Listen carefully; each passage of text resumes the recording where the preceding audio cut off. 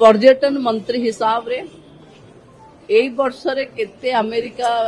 रो लोक एठी बुलिया को आसीथिले 3 दिन हलानी रिपोर्ट देखुची सेमती किछि आम पखे नाही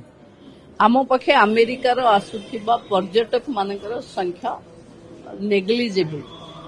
बाकी तांको देश रे कोन सुरक्षा पाई के से चिंता प्रकट कले किंतु ना धरी किछि प्रदेश रो ना कहिबा मु भाबुची भारत वर्षर जो विकास द्रुत गति रे होउची सेथिरे हुए तो तांको थ्रेट थाई पारे जोथि पई से भली मंतव्य दउचंती मते लागुनी कि ओडिशा बा अन्य प्रदेश